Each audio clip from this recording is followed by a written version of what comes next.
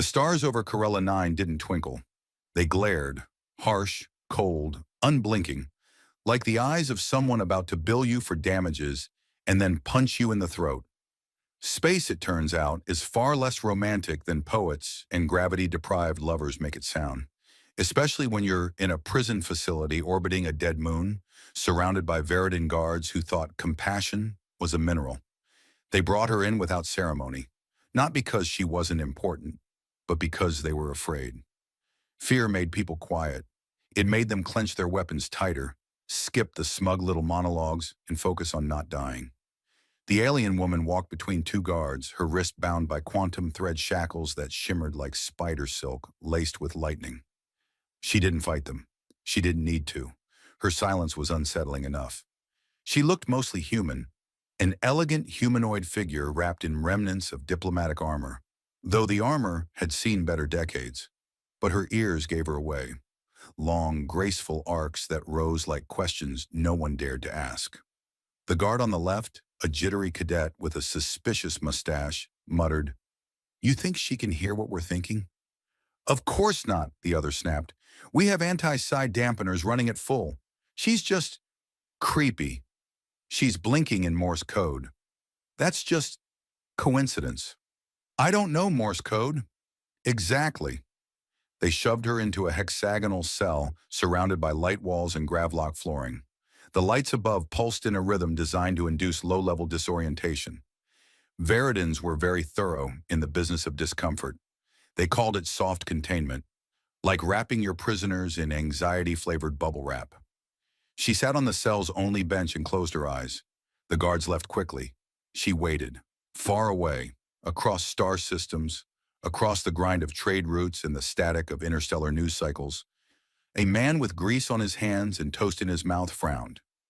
The transmission wasn't loud. It was more of a pulse, a flicker in the side of his head. But he felt it like an old scar that decided to itch out of spite. He dropped the toast, which his toaster had charred into something that could legally qualify as a carbon-based life form, and stared at the wall of his ship's workshop. The wall did not respond. That wasn't unusual. It had been giving him the silent treatment ever since he tried to patch its insulation with thermal socks. Rex Halden stood slowly, brushing crumbs off his shirt. The shirt had a cartoon slug on it and the words, "Don't rush me, I'm galactically exhausted." He hadn't expected to wear it during a rescue mission, but then again, he hadn't expected a rescue mission at all. Not until now, he whispered, "You're alive." The AI in his ship's console blinked to life. "Correction? She's alive. You statistically are not long for this universe if you pursue the current thought thread."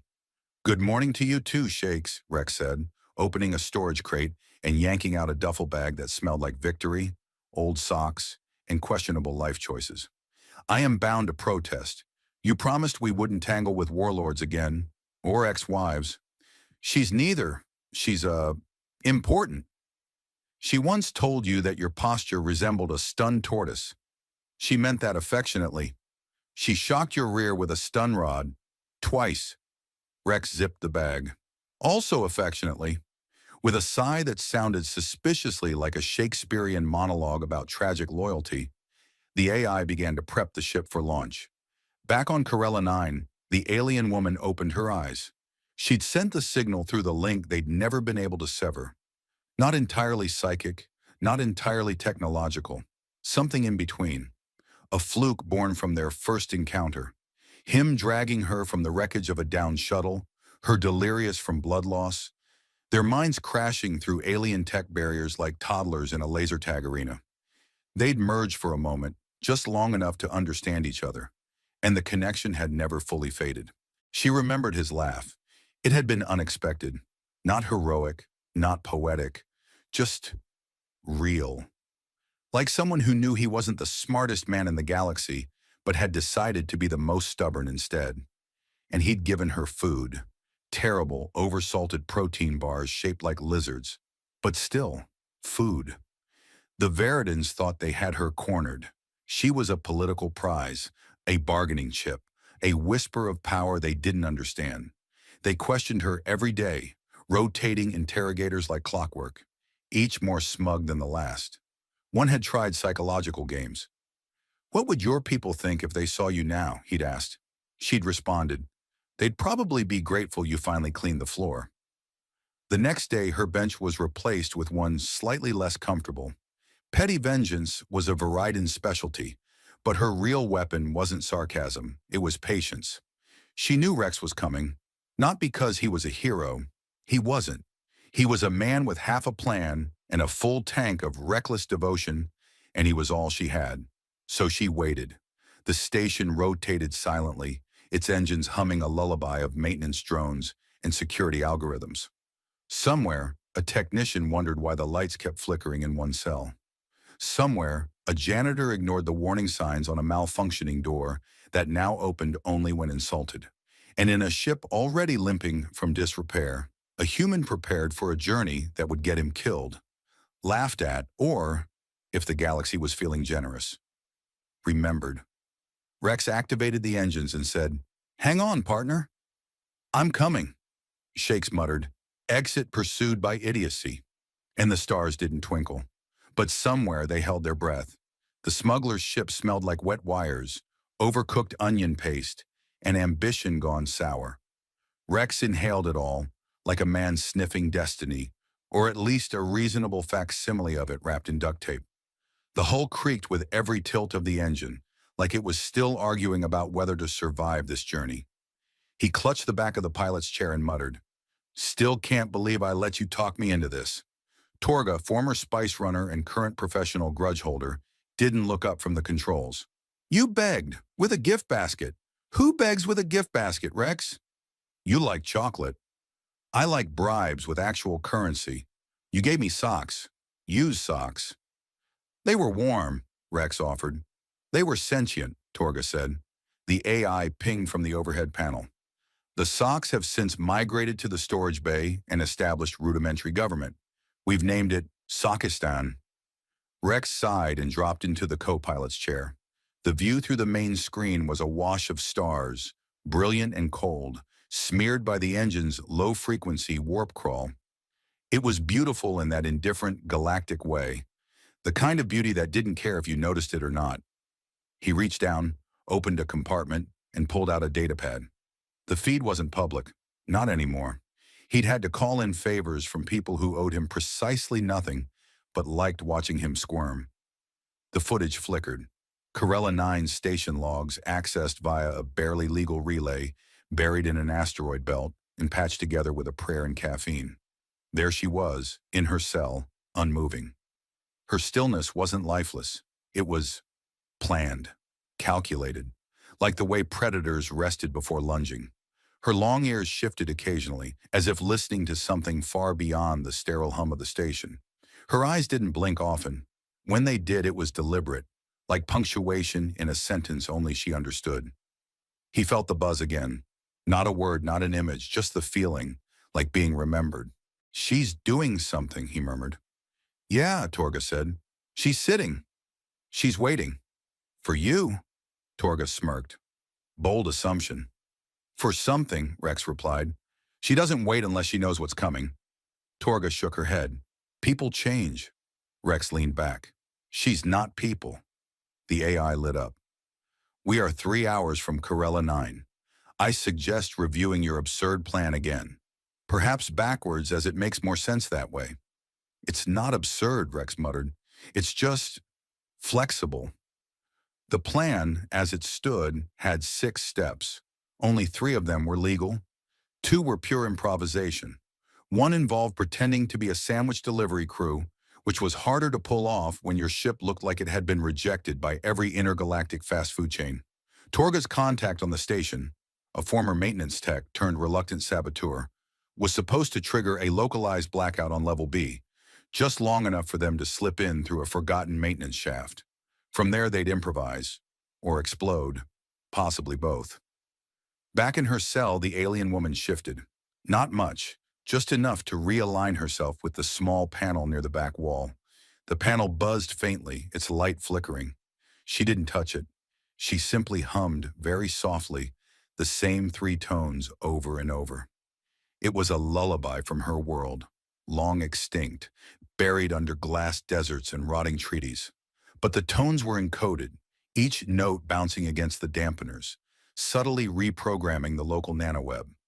The Veridans were proud of their tech, too proud to notice that sometimes their own systems were a little too smart for their own good. Shakes, Rex said. Overlay station schematics again. The AI complied, projecting a 3D layout above the dashboard. Still ugly, it announced. Focus on power relay conduits near cell block E. Torga leaned in. Those aren't shielded. Nope, Rex grinned. And if you had a way to cycle a feedback loop through their pulse regulators, you could short the locks and fry the lights. Give her 20 seconds in the dark, Rex said. That's all she needs. The AI blinked. And after that, we improvise. Translation, the AI said. We panic in real time. She once beat a bounty hunter with a spoon, Rex said. She once fed you spoiled protein paste, the AI countered. She saved my life. The AI went quiet for a moment. Rex leaned forward, gaze fixed on the starfield ahead. This isn't about her being an alien, or royal, or dangerous. It's about the fact that she's in a cage. And I've seen what happens when you put her in a cage, Torga muttered. And we're the ones opening it. Glad you're finally excited. Oh, I'm not excited, she said. I'm documenting everything, so when this goes wrong, I can sell your memoir under comedy. They dropped out of warp with a lurch, the ship rattling like it had sneezed itself back into real space. Corella 9 loomed in the distance, a black crescent of rock with the faint glimmer of the orbital station wrapped around it like a mechanical parasite. Nothing moved. No patrols, no lights. Just silence.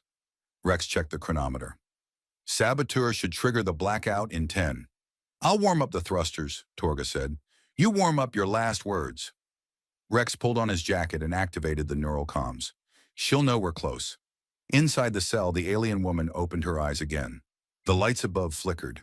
She smiled, not wide, not cruel, just enough to show that she had counted the minutes. The station's hum dipped. Lights across the corridor dimmed. And then the power dropped. Somewhere in the void between stars, laughter followed it. The blackout lasted 23 seconds. Not that anyone outside the cell block counted, but she did. She always counted. She stood when the lights died, moved when the locks flickered red, and vanished by the time the power rebooted. The guards were still blinking when she reached the hallway. One turned and shouted something heroic. She ducked and tapped his neck with 2 fingers. He collapsed like a stunned giraffe in zero gravity. Down the corridor, emergency shutters groaned into place. Her fingers flew across the panel. Bypassing Veridan encryption wasn't difficult if you'd once lived in a hive world where doors only opened if you complimented them. She whispered to the interface, in a dialect not spoken since her planet cracked apart, and it opened with a sound like regret. Rex was already in the vent shaft. She dropped beside him, mid-crawl. He yelped and hit his head on the ceiling. Is this how you say hello now? I considered waving, she said, crawling past him with inhuman grace. But this was faster. He followed, grumbling. Nice to see captivity hasn't made you any friendlier. I missed your voice, she said over her shoulder. It's like auditory indigestion. They emerged into a coolant chamber, feet first, lungs burning from recycled air. Torga was waiting by the auxiliary door, one hand on her pulse blaster, the other balancing a small container labeled, definitely not explosives. I said 15 seconds, Torga snapped. You gave me 23. That's 8 seconds of heart palpitations. We stopped for pleasantries, Rex said. The alien woman nodded. I told him he still smells like fried glue. Ah, Torga said. Reunited then. The station's alarm klaxons kicked in, dull, growling things that sounded like someone had taught a walrus to beatbox. Red lights strobed through the chamber as the Veridans realized their prize had taken her leave, and, more insultingly, had made it look easy. The 3 bolted through side corridors, ducking past vending drones and confused janitorial units that chirped unhelpfully about hallway cleanliness violations. The escape hatch was 1 level down, shielded by an old access code that Shakes, Rex's AI, was steadily overriding through a series of whispered threats and passive-aggressive poetry. This way, Rex shouted, dragging open a maintenance grate that probably hadn't seen daylight since the invention of pessimism. As they dropped down, the woman's hand brushed his arm. You didn't have to come, she said, voice low. I never do, Rex replied. I just keep showing up anyway. The tunnel opened into the lower bay, where their ship sat cloaked in the worst disguise imaginable. A tarp and a badly forged delivery invoice for 10 metric tons of diet pudding. Guards were already swarming the docking floor. Rex looked at the alien woman. Still remember how to pilot? She flexed her fingers. Only if the controls haven't gotten more sensitive. They haven't. The ship still responds best to swearing. Then it's in good hands. Torga peeled off to cause a distraction, a skill she'd honed since childhood. Somewhere behind them, something exploded, followed by loud shouting, louder insults, and the inexplicable appearance of a live goat. They didn't ask. They never asked. By the time Rex and the alien woman reached the ship, Shakes had already opened the hatch. Lovely timing as always, the AI said. Please ignore the fire in Bay 6. It's mostly decorative. The ship roared to life. The bay doors resisted, briefly, until Shakes rerouted all power to the override and threatened to recite his full backlog of dramatic monologues. The doors opened with an audible sulk, and the ship blasted into vacuum. They didn't speak until they were clear of the station, passing through a debris field of old satellites and forgotten ambitions. Finally, Rex turned to her. You okay? She blinked. Define okay. Not bleeding, not captured, not planning to drop-kick me into orbit. She smiled faintly. 1 out of 3. He laughed and leaned back in the co-pilot seat. So, now what? You gonna disappear into the stars again? Or stick around and insult me for a few more decades? She tilted her head. You like that? I'd tolerate it. She stood, walking to the viewport. The stars were endless, but for once they didn't feel empty. They think I'm a symbol, she said quietly, of power, of fear. They want me on a throne or in a cage. Never anything else. Rex joined her at the glass. Then don't give them what they want. I don't want a throne. You don't have to want anything, he said, except maybe a nap and a sandwich. She looked at him, really looked, and for the first time in a long while the sharpness in her gaze softened. You risked everything. Sure, it's kind of my hobby. Why? He shrugged. Because no one else would, and because somewhere in that very dangerous, mildly terrifying head of yours, you're still the one who handed me half your food ration on a planet that wanted us both dead. That was an accident, she said. You're a terrible liar. She turned back to the stars. There's still work to do. Then let's do it. Together. Shakes chimed in. I recommend a new alias. Something less obvious than Wanted Alien Queen and her chronically underqualified boyfriend. Co-pilot, Rex said. Co-pilot, she agreed. Torga's voice crackled through the comms. I escaped. Also, I've acquired a goat. Don't ask. We weren't going to, the alien woman replied. Meet you at the rendezvous. Bring snacks. They changed course, the ship curving away from the known systems toward whatever came next. The war wasn't over. The galaxy remained fractured. But as stars slid past them like old dreams, Rex leaned his head back and closed his eyes. She sat beside him. He said, You know, for a deadly alien royal, you're kind of growing on me. She replied, Like mold? He grinned. Exactly like mold.